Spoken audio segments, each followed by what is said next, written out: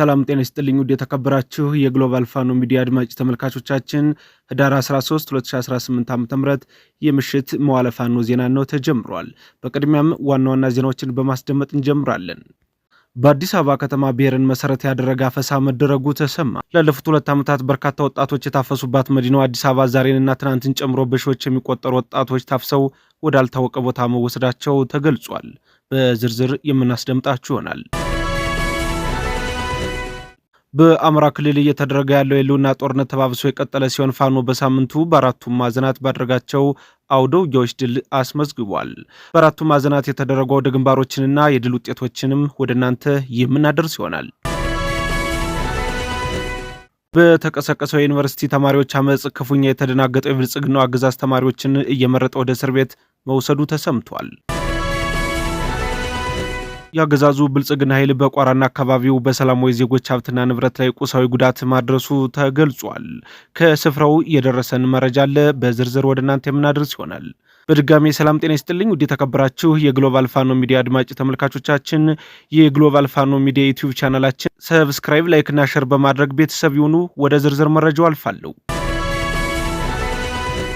በአዲስ አበባ ከተማ ብሔርን መሰረት ያደረገ አፈሳ መደረጉ ተሰምቷል። ላለፉት 2 ዓመታት በርካታ ወጣቶች የታፈሱባት መዲናዋ አዲስ አበባ ዛሬንና ትናንትን ጨምሮ በሺዎች የሚቆጠሩ ወጣቶች ታፍሰው ወዳልታወቀ ቦታ መወሰዳቸው ተገልጿል። አማርኛ ቋንቋ ተናጋሪ በብዛት መታፈሳቸውም ተገልጿል። በአዲስ አበባ ከተማ በሚደረገው አፈሳ የባንክ ቤት ሰራተኞች እንዳሉበትም ተመላክቷል። ከአማራ ክልል ወደ አዲስ አበባ የሚገቡ ወጣቶች በብሔራቸው ብቻ ታፍሰው ተወስደዋል ሲሉ የአዲስ አበባ ከተማ ነዋሪዎች ለግሎባል ፋኖ ሚዲያ መረጃውን አጋርተውናል። አፈሳው በተሽከርካሪ ሲጓዙ በነበሩ ሰላማዊ ዜጎች ጭምር መደረጉ እየተነገረ ሲሆን ከደብረ ብርሃን ወደ አዲስ አበባ በሚጓዙ ተሽከርካሪዎች ላይ ወጣቶች እየተመረጡ ታፍሰው ተወስደዋል ተብሏል። በ2 ቀናት ብቻ ማል አዲስ አበባ ከተማ አፈሳው ተባብሶ የቀጠለ ሲሆን የአማራ፣ ጉራጌ፣ የጋሞና የወላይታ ብሔር ተወላጆች ታፍሰው እየተወሰዱበት አድራሻ አልታወቀም። ዛሬ ህዳር 13 2018 ዓ.ም በአዲስ አበባ ዙሪያና በሸገር ከተማ የታፈሱ ወጣቶች በ3 ሲኖትራክ ተጭነው መወሰዳቸውን የግሎባል ፋኖ ሚዲያ ምንጮች ገልጸዋል። አፈሳው በኦሮሚያ ክልል አንዳንድ አካባቢዎች እንዲሁም በደቡብ ክልል በሁሉም አካባቢዎች ተጠናክሮ መቀጠሉ ተመላክቷል። ጭንቅ ውስጥ የገባው የአገዛዙ ብልጽግና አገዛዝ ስልጣኑ ለማቆየት የድሃ ልጆችን በማፈስ ወደ ወታደራዊ ማሰልጠኛ ትምህርት ቤት እያስገባም ይገኛል። በአማራ ክልል እየተደረገ ያለው የህልውና ጦርነት ተባብሶ የቀጠለ ሲሆን ፋኖ በሳምንቱ በአራቱም ማዕዘናት ባደረጋቸው አውደ ውጊያዎች ድል አስመዝግቧል። የአማራ ፋኖ ብሔራዊ ኃይል ምስራቅ አማራ ቀጠና ምኒልክ ዕዝ ግዙፍ ላስታ ጄኔራል አሳምነው ጽጌ ኮር በአይና ቡግናና ላስታ ዙሪያ ባደረገው ተጋድሎ በመቶዎች የሚቆጠሩ የአገዛዙን ወታደሮች መደምሰሱን እዙ አስታውቋል። በአይና ቡግና ኩል መስክና ላስታ ዙሪያ በተደረገው ለአስጨራሽ ትንቅንቅ ግዙፉ ጄኔራል ላስታ አሳምነው ጽጌ ኮር ታላቅ ድል ተጎናጽፏል። በቀጠናው ጠንከር ያለ ዘመቻ ከፍቶ የነበረው አገዛዙ በፋኖ መልሶ ማጥቃት ከፍተኛ የሆነ ሰብአዊና ቁሳዊ ኪሳራ አስተናግዶ ተመልሷል። በላስታና አይና ቡግና በነበረው ተጋድሎ ያገዛዙ ከፍተኛ ወታደራዊ አዛዦች ሳይቀር ጉዳት ያስተናገዱ ሲሆን ቁጥራቸው በውል ያልታወቀ መስመራዊ መኮንኖች መገደላቸው ተሰምቷል። በዚሁ በምስራቅ አማራ ቀጠና የምስራቅ አማራ ኮር አንድ የባለሸርጡ ክፍለ ጦር በሰሜን ወሎ ዞን ሀብሮ ወረዳ በጊራና ከተማ በጎራ አርባ ቀበሌ ሲንቀሳቀስ በነበረው የስርዓት ወታደር ላይ በተጠና የደፈጣ ጥቃት በአገዛዙ ዙፋን ጠባቂ ሰራዊት ላይ መጠነ ሰፊ ጥቃት አድርሷል። እብሪተኛው የአብይ አህመድ ጡት ቆራጭ ሰራዊት ላይ ፋኖ በወሰደው እርምጃ በርካታ የጥምር ጦሩ አባላትም ተገድለዋል ተብሏል። በሀብሮ ወረዳ ጊራና ከተማ የሚሊሻ ካምፕ ላይ በተወሰደ የደፈጣ ጥቃት 10 የሚሊሻ ኃይሎችን በመደምሰስና ቁጥሩ በውል ያልታወቀ ባንዳ የሚሊሻ ኃይሎችን ማቁሰልና መበተን መቻሉን የምስራቅ አማራ ቀጠና ምኒልክ ዕዝ የህዝብ ግንኙነት መምሪያ ኃላፊ አስታውቋል። በሌላ የአውደ ውጊያ መረጃ ጊራና ከተማ ላይ በተሰነዘረበት የደፈጣ ጥቃት በርካታ ያገዛዙ ብልጽግና ጥምር ጦር ኃይል ሙትና ቁስለኛ የተደረገ ሲሆን እስካሁን በወልዲያ ሆስፒታል በርካቶች ሕክምና እየተደረገላቸው እንደሆነም ተገልጿል። በርካታ ሙትና ቁስለኛ ያስተናገደው የአብይ አህመድ ሰራዊት ከፍተኛ የሆነ የሞራል ውድቀት ደርሶበታል ተብሏል። በፋኖ የተሰነዘረበትን ምት መቋቋም ሲሳነው በሰላማዊ ዜጎች ላይ ያነጣጠረ ጥቃት ፈጽሟል። በዚህም 2 ንጹሃን ዜጎችን በአሰቃቂ ሁኔታ መግደሉ ተረጋግጧል። በዚሁ የምስራቅ አማራ ቀጠና ምኒልክ ዕዝ ወልዲያ ከተማ ቅርብ ርቀት ባደረገው አውደ ውጊያ 20 ያገዛዙ ምስለኔ የአገር መከላከያ ሰራዊት ተደምስሷል። የምስራቅ አማራ ቀጠና ምኒልክ ዕዝ የሰሜን ወሎ ዞን መናገሻ ከሆነችው ከወልዲያ ከተማ በ9 ኪሎ ሜትር ርቀት ላይ በምትገኘው ጃርሳ ቀበሌ ትናንት ዳር 12 2018 ዓ.ም አመሻሹን ባካሄደው የአጭር ሰዓታት ማጥቃት በጠላት ኃይል ላይ ከባድ ጉዳት በማድረስ ድርብ ድል ተቀዳጅቶ ማምሸቱን እዙ አስታውቋል። እዙ በ3 ክፍለ ጦሮች ስር ከሚገኙ ሻለቃዎች የተውጣጡ ውስን የፋኖ ቃኞችን ብቻ በማሰለፍ በጥቂት የሰው ኃይልና በአጭር ሰዓት ባካሄደው ፈጣን ማጥቃት ከ20 በላይ የብልጽግና ቡድን መከላከያ ሰራዊት አባላት ሲገደል በርካቶችን ለከፋ ጉዳት ዳርጓል መባሉ ተሰምቷል። አስከሬኑን በበርካታ ተሽከርካሪ ጭኖ ወደ ሼህ መሐመድ ሁሴን አላሙዲን ስታዲየም ሲያጓጉዝ ማምሸቱ ተረጋግጧል። ይህ በእንዲህ እንዳለ በሰሜን አማራ ቀጠና የበላይ ዘለቀ ዕዝ ታላቅ ድል ተቀዳጅቷል። በቋራም፣ መተማ፣ በአርማጮና በሰሜን ጎንደር በርካታ ወደ ውጊያዎች ተደርገው ብዙ ከፍተኛ ድል አስመዝግቤያለሁ ብሏል። በአርበኛ ጌትነት መሳፍንት በተሰየመው ዘመቻ ከ180 በላይ ያገዛዙ ብልጽግና መከላከያ ሰራዊት ሲደመሰስ በርካታ ቁጥር ያለው የሚሊሻና የአድማ ብተና አባላት ድል ተደርጓል። በአጅሬ ጃኖራ፣ በአዳርቃይና ዛሬማ ለአንድ ወር የዘለቀ ወደ ውጊያ ተደርጎ ፋኖ ከፍተኛ ድል አስመዝግቤያለሁ ብሏል። በአጅሬ ጃኖራ 3 ቀናትን በፈጃ ወደ ውጊያ 2 ክፍለ ጦር ያገዛዙ ሰራዊት ተበትኗል ሲል የራስ አሞራ ውብነህ 3ኛ ኮር ህዝብ ግንኙነት መምሪያ ኃላፊ አስታውቋል። በወደ ውጊያው ድብ ጠለም ተከዜ ክፍለ ጦርና ጭና ክፍለ ጦር ከሌሎች የኮሩ ክፍለ ጦሮች ጋር በመጣመር ነው ታላቅ ድል የፈጸሙት። በእነዚህ ቀጠና የገባው የጠላት ኃይል በፋኖ በደረሰበት ከፍተኛ ምት አካባቢውን ለቆ እንዲወጣ ተገዷል። በአጅሬ ማህበረሰቡን በማስገደድ ስብሰባ ያደረገው ያገዛዙ ሰራዊት በህዝቡ እምቢተኝነት ስብሰባው ተበትኗል። በአርማጮ ቀጠና የበላይ ዘለቀ ዕዝ ድል የተቀናጀ ሲሆን በደፍጣ ጥቃት ከ30 በላይ ጠላት ኃይል ተደምስሷል። በቋራና አካባቢውም የሁለተኛ ሜሰው ካሳ ኮር ባደረገው አውደ ውጊያ ከፍተኛ የሆነ ድል አግኝቻለሁ ብሏል። በምዕራብ አማራ ቀጠና የተለያዩ አካባቢዎች ውጊያ የተደረጉ ሲሆን ትናንት በደንበጫ በርካታ ቁጥር ያለው የአገዛዙ ሰራዊት ሙትና ቁስለኛ ተደርጓል። አገዛዙ በደንበጫ ዋድና ጃጅረብ በአየር ኃይል የታገዘ ውጊያ ቢከፍትም ሰራዊቱን ግን ከጥቃቱ አልታደገውም። አገዛዙ በፈጸመው የድሮን ጥቃት በንጹሃን ላይ ሰብአዊ ጉዳት ማድረሱ ተገልጿል። በዚሁ የምዕራብ አማራ ቀጠና ስቦ ማስከዳቱ ተጠናክሮ የቀጠለ ሲሆን የጥምር ጦሩ ኃይል በብዛት እየተናደ ፋኖን እየተቀላቀለ ይገኛል። በዛሬው ዕለት ብቻ በርካታ የቡድንና የነፍስ ወከፍ ክላሽንኮፍ መሳሪያ የያዙ የአገዛዙ ብልጽግና ምስለኔ የሀገር መከላከያ ሰራዊት አባላት የፋኖ ኃይሎችን መቀላቀላቸው ታውቋል።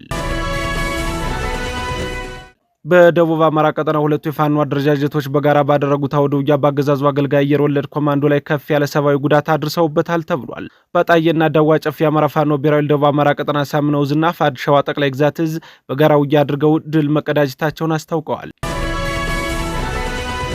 ይህ የአማራ ፋኖ ብሔራዊ ምስራቅ አማራ ቀጠና ምኒልክ ዕዝ ዛሬ ባደረገው አውደ ውጊያ ደግሞ ከአይና ከተማ ወደ ቋሮ እየተጓዙ በነበሩ አገዛዙ ወታደሮች ላይ ከባድ የደፈጣ ጥቃት ፈጽሟል።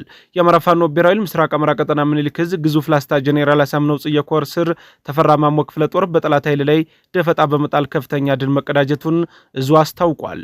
የአማራ ፋኖ ብሔራዊ ምስራቅ አማራ ቀጠና ምኒልክ ዕዝ ንጉስ ሚካኤል አሊ ኮር ሳጅና ደማሊ ክፍለ ጦር በአገዛዙ ብልጽግና ጥምር ጦር ላይ ድል መቀዳጀቱን አስታወቀም። ዛሬ ህዳር 13 2018 ዓ.ም ከከለላ ከተማ በመነሳት ወደ ደገርና ሊጮ ታዳጊ ከተሞች አቅጣጫ ሲጓዝ የነበረ የጠላት ኃይል ቆርቄ የተባለ ቀጠና ሲደርስ የሳጅና ደማሊ አባናደው ክፍለ ጦር እንድሪስ ተሾመ ሁለተኛ ሻለቃ በሰነዘሩበት ድንገተኛ ጥቃት ከፍተኛ የሆነ ቁሳዊና ሰብአዊ ኪሳራ የደረሰበት ሲሆን በኦፕሬሽኑ አንድ ቲም የሚሆኑ የጠላት ኃይል አባላት ባለሞት ተኳሾቹ ጥይት እንደተመቱና ከተመቱት መካከል ወዲያውኑ የሞቱ እንዳሉም ነው ለማረጋገጥ የተቻለው። ይህ በእንዲህ እንዳለ ፋሽስቱ አገዛዙ ብልጽግና ሰራዊት 2 የቡድን መሳሪያና 29 የነፍስ ወከፍ ክላሽንኮፍ መሳሪያ በመያዝ ዞብላምባ ክፍለ ጦርን ተቀላቅለዋል።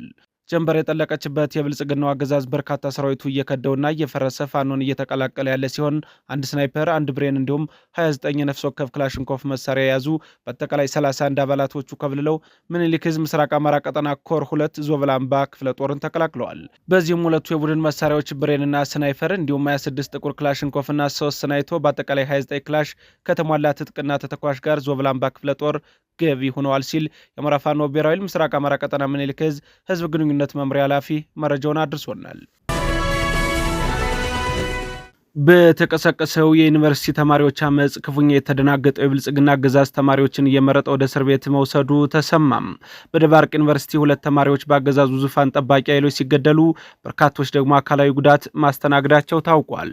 በብርሃኑ ነጋ የሚመራው ትምህርት ሚኒስቴር ያወጣውን አዲስ መመሪያ እንቀበልን በማለት ወደ አደባባይ የወጡ ተማሪዎች ተቃውሞ በማሰማታቸው ምክንያት ብቻ ተመርጠው መታሰራቸውን ግሎባል ፋኖ ሚዲያ ከከፍተኛ ትምህርት ተቋማት ተማሪዎች ባገኘው መረጃ መሰረት አረጋግጧል። ዛሬ ባምቦ፣ ሰላሌ፣ ደብረ ማርቆስ፣ ደብረ ታቦርና ሌሎችም ዩኒቨርሲቲዎች ላይ እስራትና ድብደባ ሲፈጸሙ ውሏል። በደባርቅ ዩኒቨርሲቲ የተማሪዎች ግድያ፣ አፈናና እስራት ዛሬም ተጠናክሮ ቀጥሏል ሲሉ የዩኒቨርሲቲው ተማሪዎች ለጣቢያችን አድርሰውናል።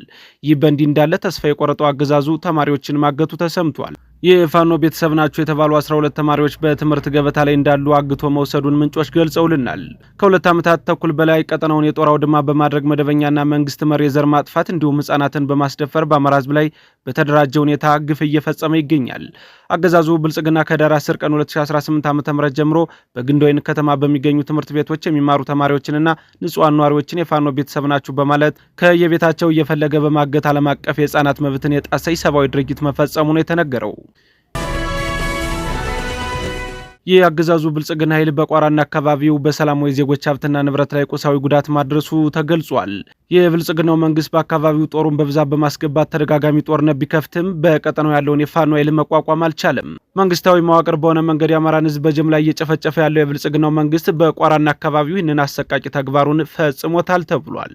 ማህበረሰቡን በአስገዳጅ ሁኔታ ሰብስቦ በሚያወያይበት ወቅት ፋኖ በፈጸመው ድንገተኛ የሞርተር ጥቃት አካባቢውን ለቆ እንዲወጣም ተገዷል። በቋራ ህዝብ ላይ ግፍ እየፈጸመ ያለው አገዛዙ ዛሬም ከጥቃቱ በሚሸሽበት ወቅት የአካባቢውን ህዝብ ሀብትና ንብረት ዘርፎ ወጥቷል። የአገዛዙ ብልጽግና ጦር ሰራዊት በቋራ በርካታ ግፎችን የፈጸመ ሲሆን የአርሶ አደሩን ሰብል እንዳይሰበሰብ በማድረግ እንዲሁም የተሰበሰበውን ሰብል በማቃጠልና በመዝረፍ ተግባር ላይ ተጠምዷል። ጤና ይስጥልኝ የተከበራችሁ የግሎባል ፋኖ ሚዲያ አድማጭ ተመልካቾቻችን፣ በዚህ ጉዳይ ላይ ተጨማሪ መረጃ ሊሰጠን የአማራ ፋኖ ብሔራዊ ሰሜን አማራ ቀጠና በላይዚ ሁለተኛ ሜሰው ካሳ ኮር የቋራው ሜድላ ክፍለ ጦር ህዝብ ግንኙነት መምሪያ ኃላፊ አርበኛ አስቻለው አለባቸው በቀጥታ የስልክ መስመራችን ላይ ይገኛል። ተከታትለነው እንመለስ። አመሰግናለሁ። አርበኛ አስቻለው አለባቸው እባላለሁ። የአማራ ፋኖ ብሔራዊ ሰሜን አማራ ቀጠና በላይ ዘለቀ ሜሰው ካሳ ሁለተኛ ኮር የቋራ ሜድላ ክፍለ ጦር ህዝብ ግንኙነት ኃላፊ ነኝ። እንግዲህ እንደሚታወቀው እንግዲህ ከሰሞኑ ደግሞ ያው እንግዲህ በቋራ አካባቢ ያው ያለምንም እረፍት አውደ ውጊያዎች እየተከናወኑ መቆየታቸው ይታወቃል።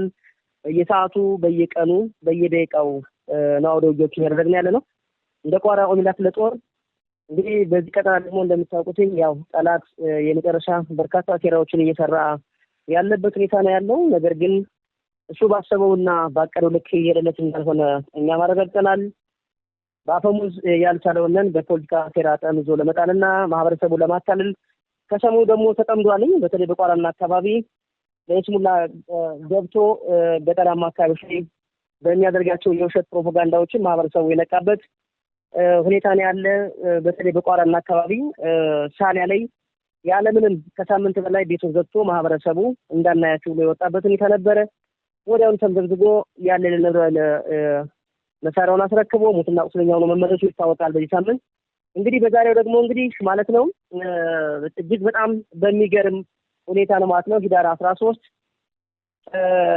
ከረፋዱ 3 ሰዓት የደማ አካባቢ ነው እንግዲህ የቋራ ሜድላ ክፍለ ጦር አካል የሆነችው የነብሮ ብርጌድ በጣም በተከታታይ በርካታ ውጊያዎችን ያከናውናሉ ከዳግማዊ ቴዎድሮስ ብርጌድ ጋር በመሆን ዛሬ ግን ነብሮ ብርጌድ በአርበኛ ሀጎስ እየተመራች ማለት ነው እንግዲህ በፋርሻዋና አካባቢ በሙራ አካባቢ ጠላት ተንቀሳቅሶ ነበር። ነገር ግን በሙራ አካባቢ ላይ እንግዲህ የነበረው ጠላት አደገኛ ምት ተመቶ ነበር። እንዲሁም ደግሞ አጋጣሚ እንግዲህ በማህበረሰቡ ላይ ወቅቱ የሰብል መሸከፊያ ሰዓት ስለሆነ አኩሪ አተር ሰሊጥ የሚሰበሰብበት ሰዓት ላይ ከመሆኑ አንፃር በየገጠሩ እየገባ ይሄንን ሰብል እንዳይከወን የማቃጠል ተግባሩን ተጠምዶ ነበር። ነገር ግን በፋርሻዋና አካባቢ ጠላት እዛ አካባቢ ላይ ገብቶ ነበር። ለተወሰኑ ሰዓታቶች ገብቶ እዛ አካባቢ ላይ ማህበረሰቡን ሰብስቦ ሊያወያይ እንደነበረ መረጃዎች ቀድሞ በመድረሳቸው በአጠቃላይ ማለት ነው በጥቅሉ ማለት ነው ፋርሻዋ ላይ ሰብስቦ የፕሮፓጋንዳ ስራ እንግዲህ ልጆችን ይሄንን አስገቡ፣ ጽንፈኛውን መትተነዋልኝ፣ እጅ መስጠት አለበት፣ ቀሪ ልጆቻችሁ ካለ ወንድሞቻችሁ ካሉ መግባት አለባቸው የሚል የተለመደ የውሸት ፕሮፓጋንዳውን ሊሰራ ባሰበበት ነው እንግዲህ ጀግኖች በአርበኛ ሀጎስ ማለት ነው የነብሮ ብርጌድ ዋና አዛዥ እየተመራ ማለት ነው ስብሰባው ልክ እንደጀመረ በቅጽበት መብረቃዊ ጥቃት ፈጽመዋል ማለት ነው። በሞርተር የታገዘ ጥቃት ሲፈጽሙ ያን ስብሰባ ጥሎ ጠላት ፈርጥጦ ተራራ ላይ መሽጎ ይገኛል ማለት ነው። በዚህም እንግዲህ አስማረ የቋራ ወረዳ አስተዳዳሪ ሴራና ተግባር መክሸፉ ነው። ውጥረቱ እንደቀጠለ ነው። እንግዲህ ጠላት በአንድ ተራራ ውስጥ መሽጎ ነው ያለው። አማራጩ እንግዲህ ኃይል ይጨመርኝ እያለ እየቀባጠረ ነው ያለው። ሲመራ የነበረው ምንሻና ሌሎች ያልመበታኝ አካላትም በተመሳሳይ በአጠቃላይ ማለት ነው በአሁኑ ሰዓት ጠላት ያለ አማራጩ እጅ መስጠት እንደሆነ ለማመን ችለናል ማለት ነው። ምክንያቱም አሁን ያለው አማራጭ ቋራ ገብቶ ሽንፈትን እየተከናነበ ከመውጣቱ አንፃር በጥቅሉ ቋራ ላይ ምንም አይነት ሞራል እንደሌለው ምንም አይነት አትራፊ እንዳልሆነ እየተረዳ ነው። በዚህም እንግዲህ የዛሬው ማሳያ ሰብስቤ አወያያለሁ ያለው ማህበረሰብ በተፈጠረው በተለይ ብርጌድ በሞርተር የታገዘ ጥቃት በመፈጸሟ ስብሰባው እንዲደናቀፍ ሆኖ የመጣው ካቢኔም እግሬ አውጭኝ ብሎ እየፈርጥጦ የጫካ እንደበለው ነው ያለ። አሁንም እንግዲህ ነብሮ ብርጌድ በሁሉም አቅጣጫ ወጥራ ይሄንን ጠላት ያለምንም ተኩስ እጁን ይዞ ለመማረክ አስፈላጊውን ዝግጅት አድርጋለች ማለት ነው። በጥቅሉ ቋራ ላይ የገባ ጠላት እንደማይመለስ መሪዎቻችን ያስቀምጡት ነው። ዛሬም እንደ ትናንቱ እናሸንፋለን። ድል ለአማራ ፋኖ ነው። ያለ መረጃ ይሄን ይመስላል። አመሰግናለሁ። ፋኖ ለህዝብ አገልግሎት ሰጭ ተቋማት ሰራተኞች ስልጠና መስጠቱን አስታወቀም። የአማራ ፋኖ ብሔራዊ ደቡብ አማራ ቀጠና ሳምነው ዕዝ አፄ ዘርዓ ያዕቆብ አንደኛ ኮር የህዝብ አገልግሎት ሰጭ ተቋማት ሰራተኞች በግሻ ወረዳ ባሉ ቀበሌዎች ለሚኖሩ አገልግሎት ሰጭ ተቋም ሰራተኞች የሚሰጠውን ስልጠና አጠናክሮ ቀጥሏል። ሆኖም የአማራ ፋኖ ብሔራዊ ደቡብ አማራ ቀጠና ሳምነው ዕዝ ከአረመኔው አብይ አህመድ አገዛዝ ነጻ ያወጣቸውን ወረዳዎችና ቀበሌዎች ከትግሉ ጎን ለጎን የህዝቡን አደረጃጀትን በተለያዩ ተቋማት ውስጥ የሚሰሩ ሰራተኞችን በየቀጠናው ስልጠና እየሰጠ መቀጠሉን አስታውቋል። በዚህ መሰረት የአማራ ፋኖ ብሔራዊ ደቡብ አማራ ቀጠና ሳምነው ዕዝ ትምህርት ስልጠና መምሪያ ኃላፊ አርበኛ ንጉሱ ይመር፣ የአማራ ፋኖ ብሔራዊ ደቡብ አማራ ቀጠና ሳምነው ዕዝ ፖለቲካ ዘርፍ መምሪያ ኃላፊ አርበኛ ኤፍሬም ባዩ፣ የአፄ ዘርዓ ያዕቆብ አንደኛ ኮር ድርጅታዊ ጉዳይ ኃላፊ ተስፋ አለሙና በየደረጃው ያሉ አመራሮች ጋር በመሆን ስልጠናውን በየቀበሌው ላሉ የጤና፣ ግብርና፣ የትምህርት ሱፐርቫይዘር፣ ርዕሰ መምህራንና የመምህራን ማህበር፣ የቀበሌ ስራ አስኪያጅ፣ መሬት አስተዳደር ባለሙያዎችና አስተባባሪዎች ስልጠናው ተሰጥቷል። በድጋሚ የሰላም ጤና ይስጥልኝ ውድ የተከበራችሁ የግሎባል ፋኖ ሚዲያ አድማጭ ተመልካቾቻችን ለዛሬ ህዳር 13 2018 ዓ.ም ለምሽት ያዘጋጀንላችሁ አበይት መረጃዎች የተከታተላችሁትን ይመስል ነበር። ከኛ ጋር ቆይታ ስላደረጋችሁ እጅግ አድርገን እናመሰግናለን። በያላችሁበት መልካም ጊዜ ጤና ይስጥልኝ።